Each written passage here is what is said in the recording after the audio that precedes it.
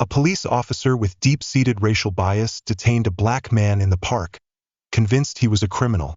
But what happened next left the officer utterly stunned. Evidence, testimonies, and undeniable truths unraveled not only changed the officer's life, but also paved the way for a larger reform in the justice system. It all began with what seemed like a small, inconsequential action but led to profound consequences. Can a single mistake become an opportunity to transform a life? Don't look away. This story's twists will leave you in disbelief. If you cherish meaningful stories, stay tuned to the end. Ethan Grant sat on a weathered wooden bench in Riverside Park. The late afternoon sun cast a golden glow over the lush greenery, soothing the city's bustling atmosphere. Flipping a page of his book, he immersed himself in the rustling of leaves and the distant laughter of children playing. This park was his sanctuary, a tranquil escape from the pressures of his demanding job. But today, his peace was about to be shattered. Across the park, Officer James Carson was patrolling. His sharp eyes scanned every corner. 2 decades on the force had given him confidence. He believed he knew this park better than anyone. When his gaze landed on Ethan, a black man sitting pensively on a bench, an all too familiar feeling stirred within him, a gut instinct he'd been trained to trust. Too calm, too composed. Suspicion pricked at his mind, as irritating as a thorn lodged in his palm. Never seen him around here before, James muttered, narrowing his eyes. Recent reports mentioned a suspect matching a vague description, and for him that was enough. Ethan could feel the weight of the stare. He looked up and caught James standing at a distance, his scrutinizing gaze unwavering. Years of dealing with similar encounters made Ethan recognize that expression instantly, prejudice cloaked in concern. Unflinching, he closed his book, marking the page with a finger, and met the officer's gaze head-on. James tightened his grip on his baton, unsettled by Ethan's calm demeanor. No fear, no anxiety. It was disarming. Muttering under his breath, "Let's see what this guy's up to," he started walking toward Ethan, each step more deliberate than the last. Ethan watched his approach, his face betraying no emotion. He knew exactly what was coming. This wasn't unfamiliar, and how he handled the next few moments could change everything. He didn't want trouble, but he wasn't about to let himself be bullied either. "Good afternoon," James said, standing before Ethan. His tone was polite, but the undertone was heavy with suspicion. "Good afternoon," Ethan replied evenly. His hands rested loosely on the book in his lap, ensuring they stayed visible. "What brings you here today?" James asked, his eyes flicking over Ethan's face before settling on the book. He was searching for a reason, any reason to justify his unease. "Just enjoying the park," Ethan replied, his voice calm. "It's a beautiful day." James nodded but wasn't listening. His thoughts revolved around what Ethan wasn't saying. "Do you live around here?" Ethan offered a faint smile, one that didn't quite reach his eyes. "I live nearby." The vague response irritated James. He shifted his stance, his posture becoming more imposing. "Let me see your ID." Ethan's smile disappeared. This was the moment where things could take a turn for the worse. He knew his rights. He wasn't required to show ID just for sitting in a public park. But refusing could escalate the situation. Still, he wasn't about to let himself be intimidated. "Am I being detained?" Ethan asked, his voice steady, his gaze unwavering. James frowned at the question. That same calm, unyielding demeanor. It gnawed at him, making him feel as though he were losing control. "You will be if you don't cooperate," he snapped, his hand hovering over his holstered gun. Ethan took a deep breath, his expression unwavering. He didn't like where this was heading, but he wasn't about to back down either. "I'm just sitting in the park," he said, his tone calm and steady. "Is there a law against that?" James's patience was wearing thin. "You fit the description of a suspect we're looking for," he said, knowing full well how flimsy his justification sounded. He took another step closer, looming over Ethan. Ethan remained motionless, his gaze firm as he met James's aggression head-on. "What does this suspect look like?"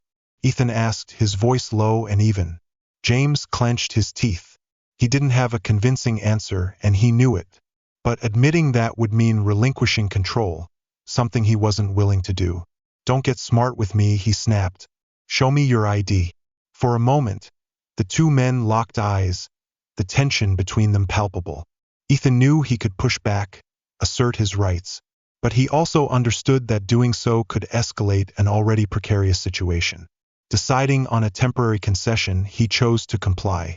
Without a word, Ethan slowly reached into his pocket, his movements deliberate.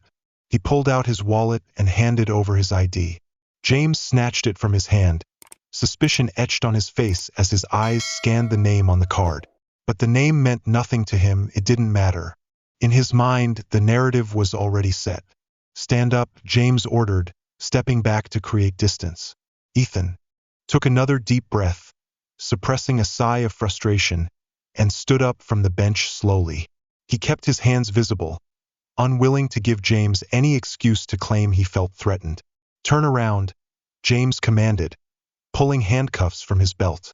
A surge of indignation rose in Ethan's chest, but he forced it down. Without resistance, he turned around, allowing James to cuff him.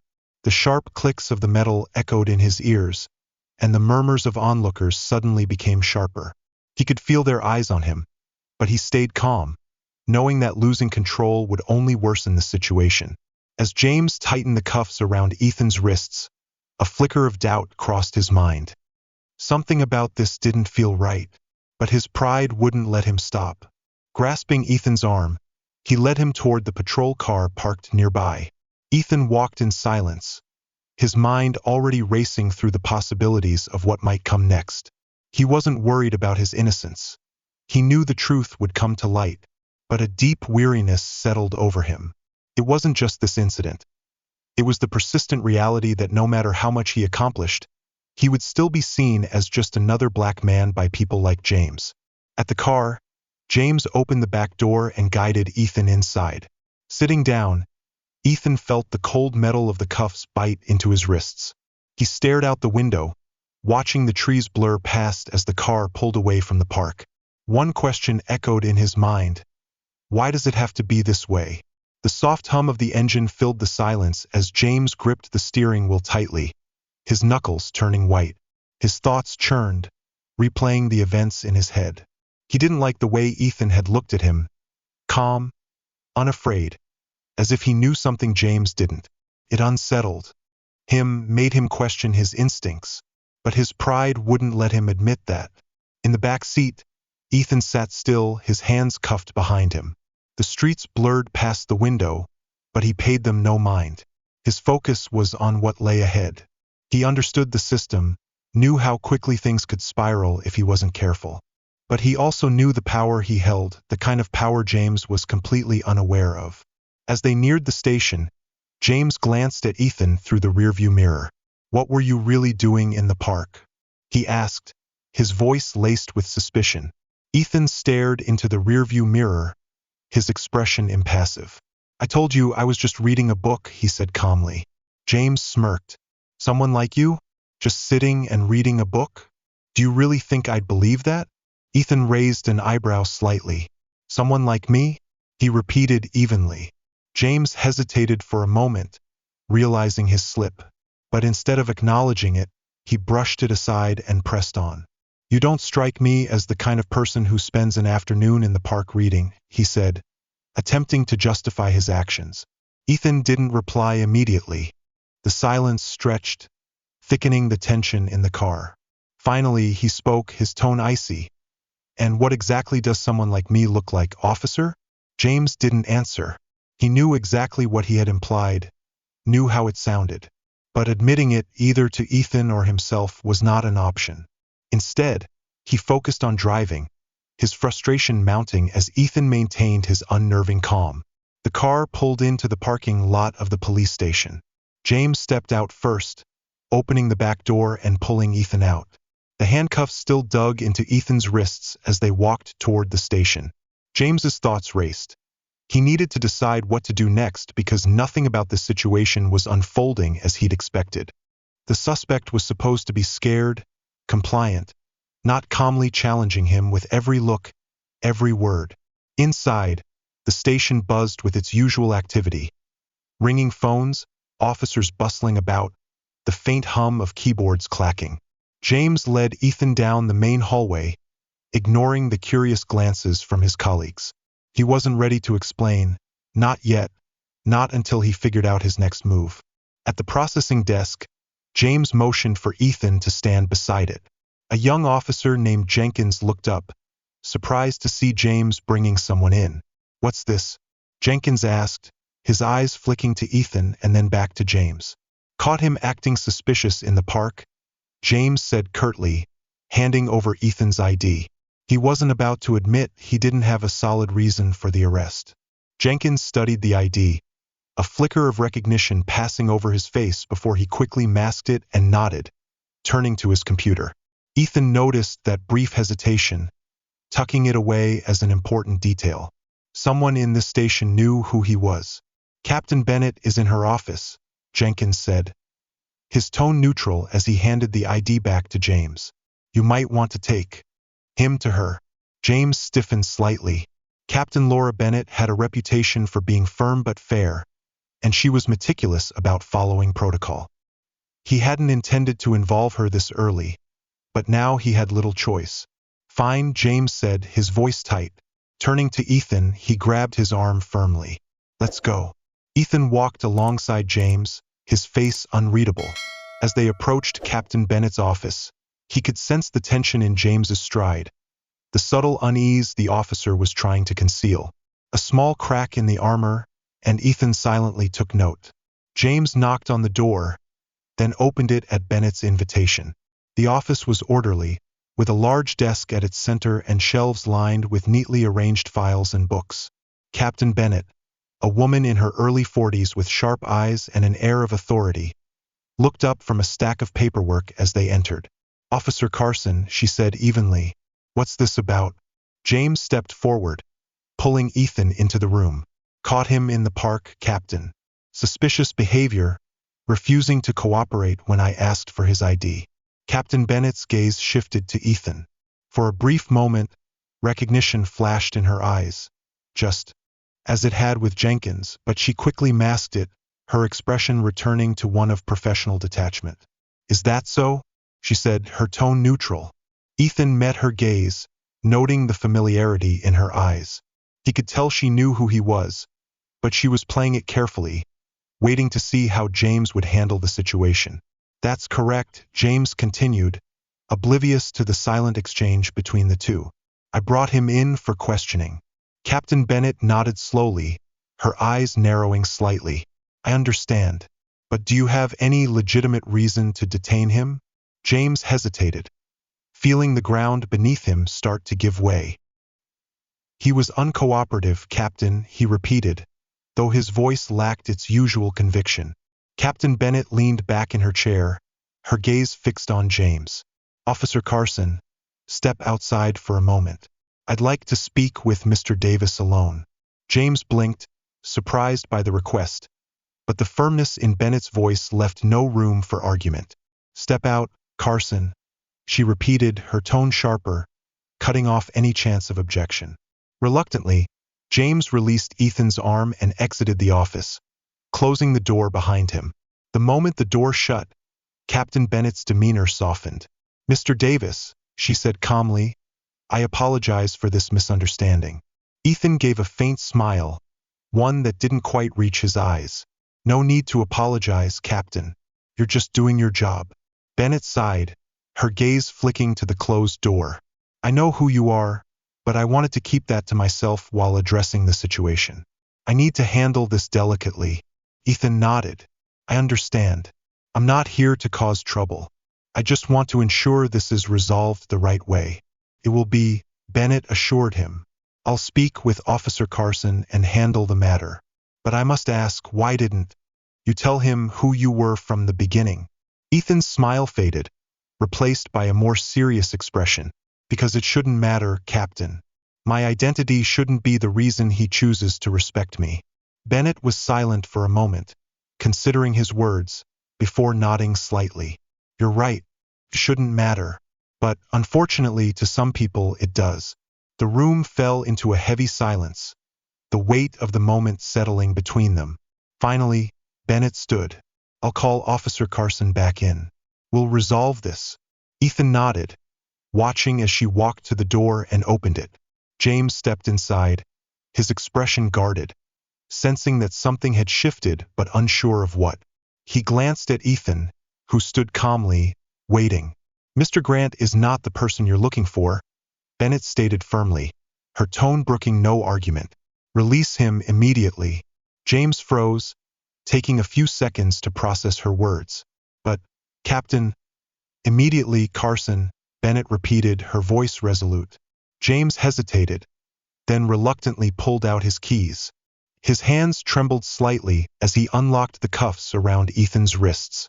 As the cuffs fell away, Ethan rubbed his wrists gently, his calm gaze meeting James's. A silent but powerful warning. "Thank you, officer," Ethan said, his voice steady yet unmistakably assertive. James swallowed hard, unsure how to respond. "You're free to go," he muttered, stepping back. Ethan turned to Bennett. "I'll be in touch, Captain.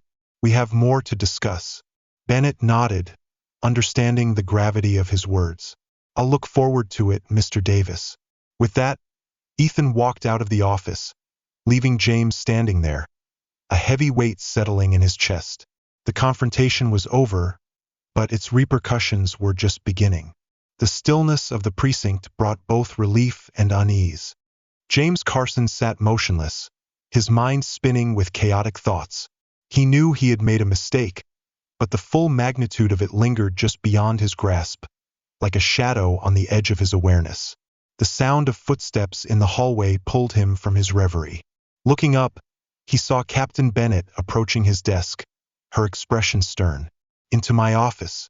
"Now," she said, her tone leaving no room for debate. James rose, trying to mask the anxiety creeping into his chest. Each step behind Bennett felt heavier, like the footsteps of a man heading toward judgment. Once inside, she shut the door firmly and gestured to a chair. James hesitated for a moment before sitting down. The tension in the room was almost palpable, cutting through the air like a blade. Captain Bennett walked to her desk, took a deep breath, and sat down across from him. Her sharp eyes locked onto James's face. "Officer Carson," she began, her voice calm yet commanding. "Do you have any idea who Ethan Grant is?" James shook his head, confusion deepening. "No, Captain. Just a man at the park." Captain Bennett leaned forward, her gaze unwavering. "Ethan Grant is not just a man at the park. He's a federal agent, one of their top agents." Her words hit James like a punch to the chest. His eyes widened in shock as the implications of his mistake crashed over him like a tidal wave. "An FBI agent?" he whispered. "Exactly," Bennett confirmed, her tone firm. "And more than that, he's highly respected within the agency. Your decision to detain him will have serious repercussions, not just for you, but for this entire precinct." James felt his head spin as he tried to piece together the gravity of the situation. He had acted on prejudice, detaining an innocent man, a federal agent, based on nothing more than baseless assumptions. The weight of his error began to settle over him, a cold fear seeping into every part of him. "I didn't know, Captain," he stammered, his voice trembling. "I didn't know who he was." "That's the problem, Carson," Bennett said, her tone still firm. "You shouldn't have to know who he is. Your actions were driven by prejudice, not evidence. You can't just detain someone because they don't fit in a park." James wanted to argue, to defend himself, but no words came. Deep down, he knew she was right. He had allowed his biases to guide his actions, and now he had to face the consequences. "What happens now?" James asked, his voice heavy with resignation. Yet, no matter how much he wanted to deny it, deep inside he knew this was his own doing. "I understand, Captain," he finally said, his voice barely above a whisper. Bennett studied him for a long moment, her expression softening slightly. "I know this isn't easy to hear, Carson, but you need to understand your actions have consequences. Not just for you, but for the people you serve." We cannot allow officers to let their prejudices dictate their decisions. James nodded faintly, his mind still spinning. The harsh reality of the situation was beginning to sink in, bringing with it a wave of regret. He had always prided himself on being a good officer, a protector of the community. But now, everything he valued seemed to be slipping through his fingers because of one thoughtless, biased decision. Bennett stood, signaling the end of their conversation. You may go, Officer Carson. I'll notify you when the review is scheduled. James rose as well, feeling the weight of the world pressing down on his shoulders. Thank you, Captain, he muttered before turning and leaving the office. Stepping out of the precinct, the familiar sights and sounds felt strangely foreign, as though they no longer belonged to him. He walked to his car, his mind clouded, the reality of the situation hanging over him like a dense fog.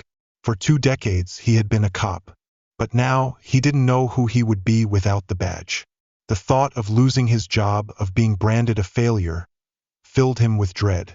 Yet beneath the fear, another emotion began to stir, one he rarely allowed himself to feel: self-doubt. For the first time, James was forced to confront the possibility that he might not be the exemplary officer he had always believed himself to be. James Carson drove home, the city lights blurring past like ghostly trails. The image of Ethan Grant's calm, unwavering gaze replayed in his mind over and over. It was a look that had unsettled him from the start, and now he understood why. Ethan had seen through him, recognized the truth before James had even realized it himself. When James arrived home, he sat in his car with his hands resting on the steering wheel, his gaze empty. The events of the day played on a loop in his mind, each repetition adding weight to the burden of his mistakes. His life had irrevocably changed, that much was clear. Letting out a heavy sigh, James stepped out of the car and walked into his house. The empty rooms enveloped him, the silence almost oppressive. He collapsed into a chair, his mind racing with fear, regret, and confusion. For the first time in a long while, he didn't know what to do next. Standing in the hallway outside the meeting room, James could feel his heart pounding in his chest. The station was quieter than usual that day, the air heavy with tension and anticipation. The formal review was about to begin, and James knew that every word he spoke in the next hour could determine the fate of his career. Looking at his reflection in the glass window across from him, James saw a man who looked older, more worn, after just a few days. His shoulders were tense, and the lines around his eyes seemed deeper. Adjusting his uniform, he took a deep breath, forcing himself to focus. This was his chance to explain, to defend himself, though deep down he wasn't sure he could. The door to the meeting room opened, and Captain Bennett appeared, her expression unreadable. "We're ready for you, Officer Carson," she said, her voice steady. James nodded, swallowing hard, and followed her into the room. Inside, the atmosphere was stifling. A long table was surrounded by stern-faced officials, representatives from Internal Affairs, senior officers, and, at the end of the table, Ethan Davis. Ethan's presence hit James like a blow to the chest. He had hoped Ethan wouldn't be there, that he wouldn't have to face him again. But there he was, calm and composed, his gaze fixed on James with a penetrating intensity that seemed to evaluate and measure him.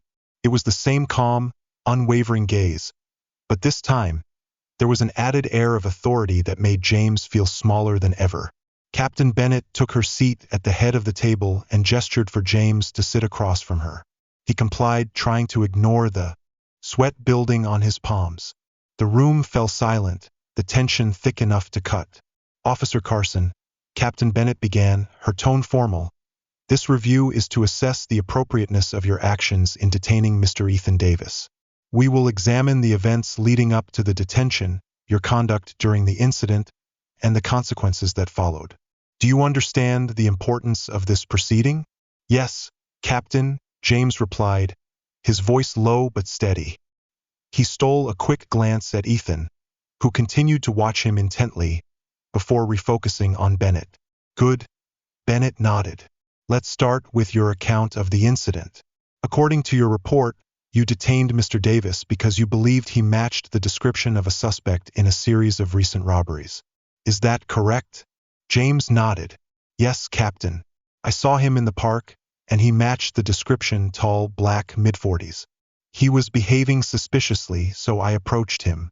And what exactly constituted suspicious behavior? Bennett asked, her voice neutral but probing. James hesitated, knowing his response would be critical. He was sitting alone, just sitting there. And when I asked for his identification, he was evasive. Evasive how? Bennett pressed, her gaze steady. He didn't want to show his ID right away, James explained, though he could hear the weakness in his own words. It seemed like he was hiding something. Ethan's voice cut through the room, calm but firm. I was reading a book, Officer Carson. Hardly the behavior of a criminal on the run. James flinched at Ethan's words, but quickly turned his focus back to Bennett. I was just doing my job, Captain. I was trying to protect the community. And did you find any evidence that Mr. Davis was involved in criminal activity? Bennett asked, her eyes narrowing. James shook his head. No, Captain. He was completely innocent. The room fell silent, the tension stretching unbearably. An internal affairs officer broke the silence, their tone sharp. Officer Carson, did it ever occur to you that Mr. Davis might have been telling the truth, that he wasn't the suspect you were looking for? James hesitated, his mind scrambling for an adequate response. I was following protocol. We're trained to remain vigilant, to assume anyone could be a threat until proven otherwise. Ethan's voice came again, measured but cutting. Or to assume guilt until innocence is proven. James didn't respond, his eyes fixed on the table in front of him. Captain Bennett spoke again, her voice firm but with a note of finality. Officer Carson, your actions in this case were guided by prejudice rather than evidence. You detained an innocent man based on nothing more than an assumption, a dangerous and unacceptable misuse of your authority. This has caused harm not only to Mr. Davis but also to the integrity of this department. James swallowed hard, the weight of her words pressing down on him. He had no defense, no justification, only the stark reality of his failure. This review will continue, Bennett said, her tone unyielding. We will determine the appropriate disciplinary actions, but you must understand, your decisions carry consequences. James nodded faintly, his mind awash with regret and fear. He had spent 2 decades as an officer, priding himself on serving and protecting. But now, everything he had built was in jeopardy because of a single prejudiced decision. As the room emptied, James remained seated, the weight of the day bearing down on him. Ethan's unwavering gaze lingered in his mind, a reminder of the man he had wronged and the lessons he had yet to learn. But have you ever considered that your assumptions could be wrong? The internal affairs officer's voice was sharp.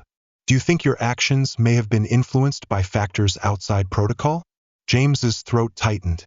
He knew exactly what they were implying, and he also knew there was no satisfactory answer. I didn't intentionally judge him based on his appearance, he replied hesitantly. I was just doing my job. Ethan leaned forward slightly, his steady gaze fixed on James. Your job is to protect and serve, Officer Harkins, not to judge others based on how they look. James met Ethan's gaze, feeling a flicker of defensiveness rise within him, but it was quickly overtaken by a wave of guilt. He had been in law enforcement long enough to know when he was in the wrong, and this was one of those times. Captain Bennett cleared her throat, drawing attention back to her.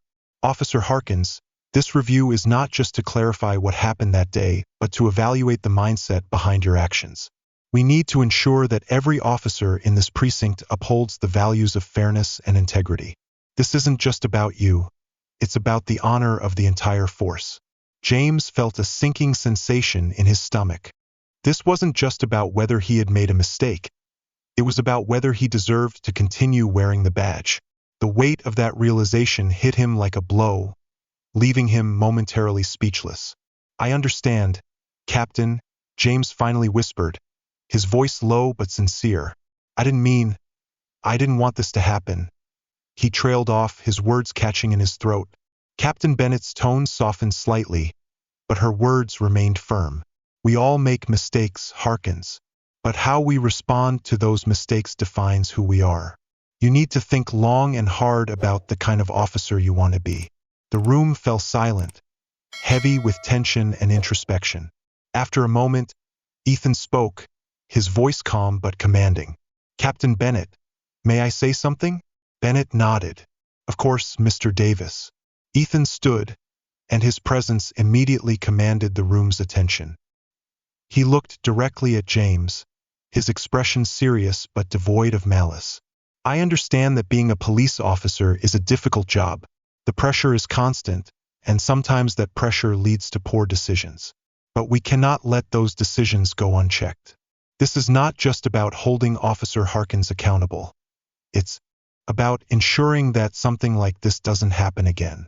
James listened, his heart heavy. He knew Ethan was right, but the truth was hard to bear. Throughout his career, he had believed he was doing the right thing. But now, he had to confront the reality that his actions had caused harm, that prejudice had clouded his judgment. Ethan continued, his voice steady. I'm not here to ruin anyone's career, but I want to make sure that the next time an officer encounters someone like me, they think twice before making assumptions.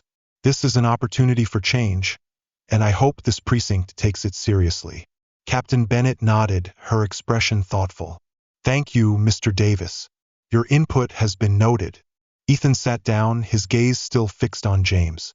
There was no hatred in his eyes, but there was a clear determination, a resolve that he would no longer tolerate injustice. Captain Bennett turned back to James, her tone softer but still authoritative.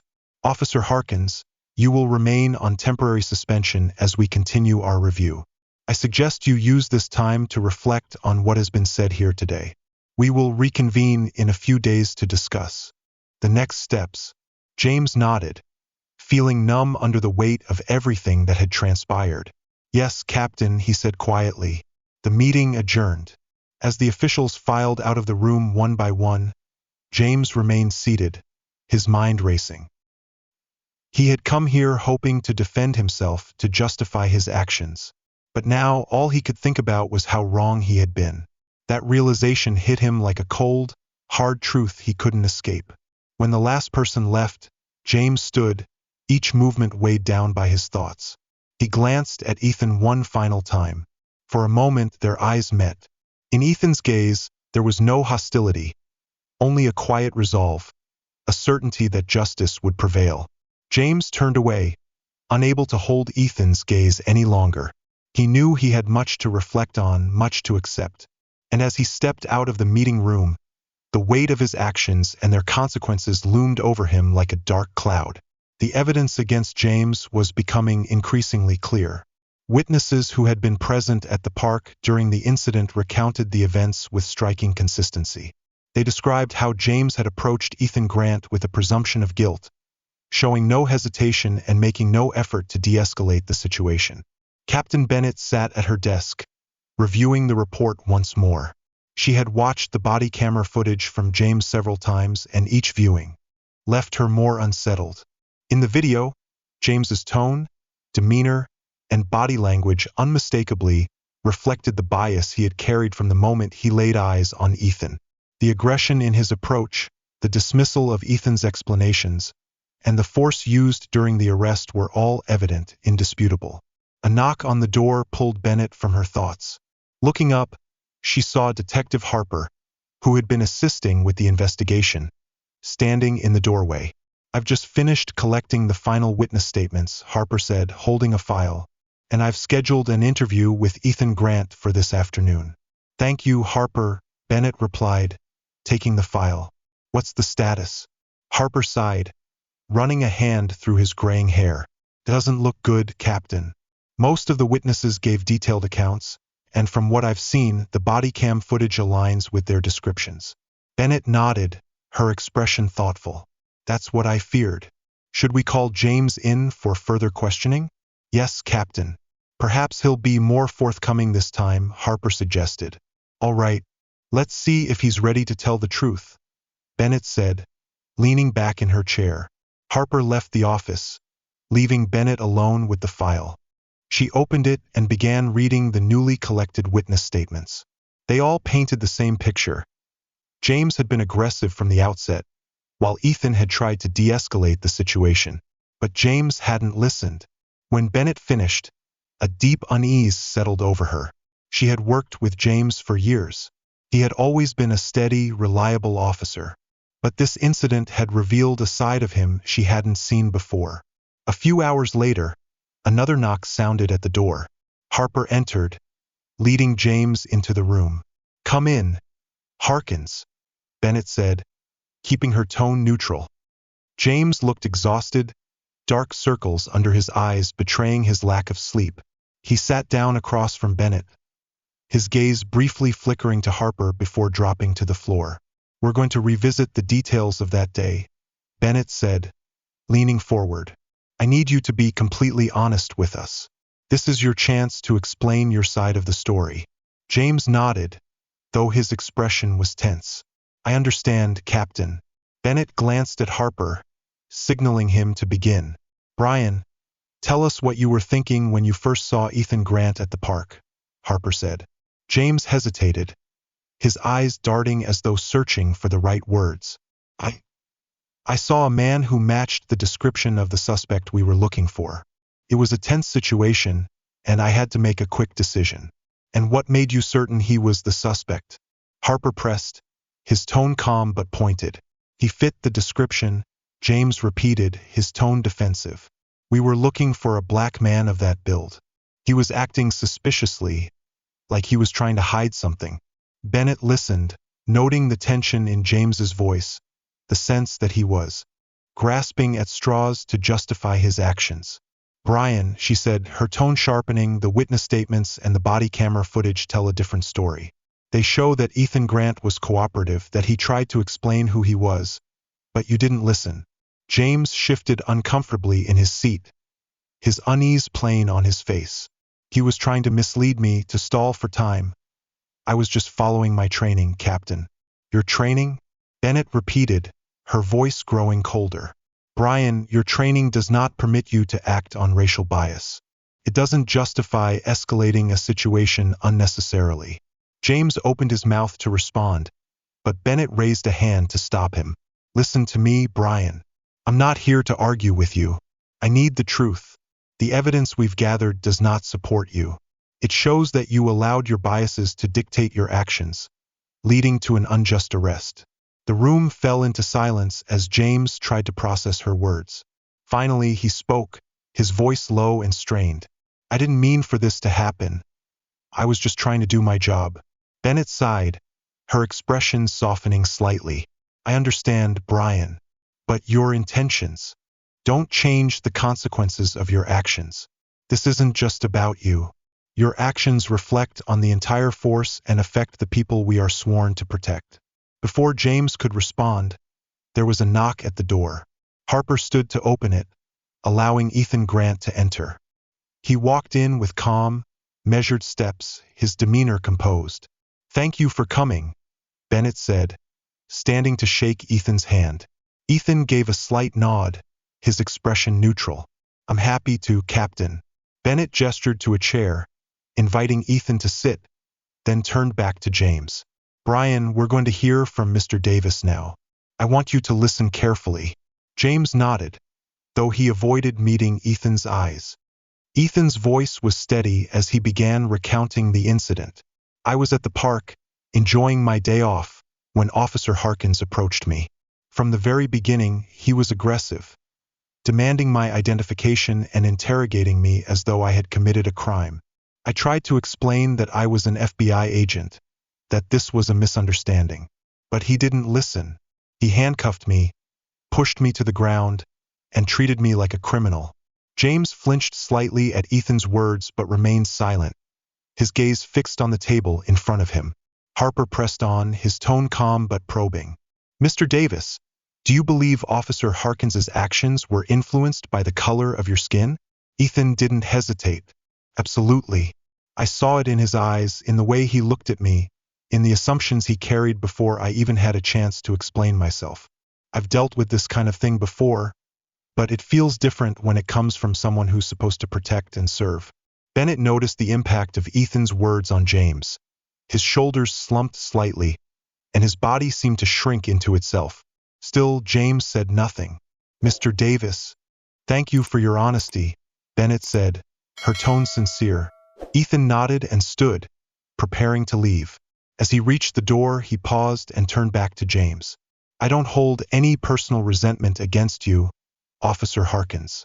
But I hope you'll take this as an opportunity to learn, to understand the impact of your actions. It's not just about your intentions, it's about how those intentions affect the real world." With that, Ethan left the room, leaving behind a heavy silence. Bennett turned to James, her voice quieter but no less firm. "Brian, this investigation isn't just about determining what happened. It's about ensuring that it doesn't happen again. We need to do better, not just for the community but for ourselves." James nodded slowly, as if the weight of everything had finally begun to settle. He had nothing left to argue. The evidence, Ethan Davis's words, and the reality of his own actions were starting to sink in. "Take the rest of the day to reflect," Bennett said softly. "Tomorrow we'll continue." James stood, his movements stiff and heavy. He left the office without a word. As the door closed behind him, Bennett felt the weight of responsibility pressing on her shoulders. The investigation was only the beginning. There was still much work to be done, both within and beyond the precinct. But for now, all she could do was continue piecing together the truth and hope that it would lead to meaningful change. In her office, Captain Laura Bennett stared at the final report on her desk. The conclusion was clear, the decision had been made, but that didn't make the task ahead any easier. She glanced at the clock, knowing that Ethan Grant would be arriving soon. The conversation ahead felt like a turning point, not just for James Carson, but for the entire police department. A light knock at the door signaled Ethan's arrival. Bennett stood, adjusting her uniform in preparation. "Come in," she called. The door opened, and Ethan entered with his familiar calm demeanor. He nodded briefly in greeting before sitting across from her.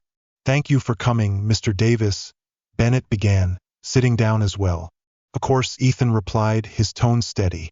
"I assume the investigation has concluded." "It has," Bennett confirmed, leaning forward slightly. "After reviewing all the evidence, witness statements, body camera footage, and interviews, we've reached a decision. Officer Harkins will be terminated." Ethan nodded slowly, as if processing the information. "I appreciate the thoroughness of the investigation, Captain. But I must ask, do you believe this decision will bring real change to the department?" Bennett paused, carefully choosing her words. "I believe this is a step in the right direction. James Carson's actions were unacceptable, and his termination sends a clear message that discrimination and abuse of authority will not be tolerated. But I also understand that firing one individual is not enough to address deeper systemic issues." Ethan held her gaze, his tone firm. "You're right. This isn't about one person. It's about the culture within the department, the training officers receive, and the biases that influence their decisions in the field. If we don't address these root causes, incidents like this will keep happening." Bennett nodded, appreciating Ethan's candor. "I agree. This case has highlighted the need for systemic change, and I'm committed to making that happen. We're revising our training programs to include comprehensive education on racial bias and de-escalation techniques. We're also implementing stricter accountability measures and oversight." "That's a good start," Ethan said, a hint of approval in his voice. "But changing policies is only the first step. The real challenge is changing the mindset of officers, helping them understand the impact of their actions on the communities they serve. That's not something that can happen overnight." "I know," Bennett admitted. "This will be a long journey. It will be a difficult process, but it's necessary if we're going to rebuild trust and ensure that what happened to you doesn't happen to anyone else," Bennett said, her expression resolute and determined. Ethan leaned back in his chair, his gaze thoughtful. "I've been in law enforcement long enough to know that change is never easy, especially when it involves confronting uncomfortable truths. But I'm willing to work with you, Captain, to help make those changes. This isn't just about my story. It's about creating a fairer, safer system for everyone." Here's the English version of your story, maintaining its emotional depth and professional tone. Bennett felt a wave of respect rising within her. Despite everything he had been through, Ethan remained willing to contribute and push for the reforms the department so desperately needed. "I deeply appreciate that, Mr. Davis," she said sincerely. "Your experience and perspective will be invaluable as we move forward. I want you to know that your voice will always be heard." Ethan nodded, his gaze steady. "I'm not looking for special treatment. I just want to ensure this police department becomes the best version of itself. That's what the community deserves, and what the officers deserve too." Bennett wholeheartedly agreed. "You're right, and I promise we are committed to making that happen." The room fell into a comfortable silence for a few moments, both of them reflecting on the gravity of the conversation. Terminating James Carson was just the beginning. The real work lay in the reforms and cultural changes needed to prevent future injustices. As Ethan stood to leave, Bennett rose as well, extending her hand. "Thank you again, Mr. Davis. I look forward to working with you." Ethan shook her hand firmly. "Likewise, Captain. Let's make sure this is a real turning point, not just a reactionary moment." Ethan left the office, leaving Bennett alone with her thoughts. She glanced once more at the investigation report on her desk before shifting her focus to the future. The decision had been made, but it was now up to her and the entire police department to ensure that decision led to real and lasting change. Taking a deep breath, Bennett steadied herself. She reached for the phone and began making calls to set the reforms in motion. The department had to change, and she would do everything in her power to make that a reality. The next morning, the sky was overcast as Ethan Grant climbed the steps of the police department. The air felt heavy, as though the entire city was holding its breath, waiting to see what would happen next. Inside, the atmosphere was tense but filled with a cautious sense of hope. The changes Captain Bennett had promised were beginning to take shape, but the road ahead remained long and uncertain. As he entered the building, Ethan noticed small but significant changes in the environment. A new bulletin board near the entrance listed upcoming workshops on racial bias and de-escalation techniques. Officers moved through the hallways with an unfamiliar energy. Conversations seemed more deliberate, more thoughtful. The events of the past few weeks had left an indelible mark. Ethan made his way to Bennett's office, nodding politely to officers as he passed. Some returned his greeting with respect in their eyes, while others avoided his gaze, seemingly still grappling with the aftermath of what had occurred. Reaching Bennett's door, he noticed it was slightly ajar. He knocked lightly and pushed it open when he heard her voice. "Come in," Bennett called, looking up from her desk. Ethan stepped inside, gently closing the door behind him. Bennett stood, offering a warm smile. "It's good to see you again, Mr. Davis." "Likewise, Captain," Ethan replied, taking a seat across from her. "I wanted to check in and see how things are progressing." Bennett nodded, her expression resolute but tinged with a hint of concern. "We're making progress. New training programs have been rolled out, and we're implementing stricter oversight measures to ensure accountability. This is just the beginning, but there's still a lot of work to do." Ethan appreciated her honesty. Change takes time, but it's encouraging to see these first steps. "How is the department responding?" Bennett sighed, though her gaze remained steady. "There's some resistance. Not everyone agrees, but most of the officers understand that these changes are necessary. We've had some tough conversations, but I believe we're on the right track." Ethan leaned forward slightly, his eyes sharp. "Good. The important thing is to maintain this momentum and ensure these changes aren't just a reaction to one incident, but the foundation for something new." Bennett nodded, her voice firm with resolve. "We want to build a new foundation, one rooted in fairness and respect for everyone we serve." As they spoke, the office door opened again. James Carson entered, his face pale and his eyes sunken with exhaustion. He was dressed in plain clothes, carrying a cardboard box in his hands, clearly there to pack up the last of his personal belongings. "Brian," Bennett greeted him, her tone neutral. James gave her a stiff nod, avoiding Marcus's gaze. The room fell into a heavy silence, the air thick with unspoken tension. Finally, James turned toward Marcus, his expression rigid. "Mr. Davis," he said, his voice low and dry, "I just wanted to say that I never intended for things to turn out like this." Ethan met James's eyes, his gaze calm but unwavering. "This isn't about your intentions, Officer Harkins. It's about what you did and the impact it left behind. Good intentions don't excuse wrongful actions." James flinched slightly at the bluntness of Ethan's words but nodded, as though accepting the truth. "I know. It's just, I don't know how to fix this." "You can start by acknowledging the problem," Ethan replied, his tone steady yet firm. "We all have biases. The key is how we confront and address them.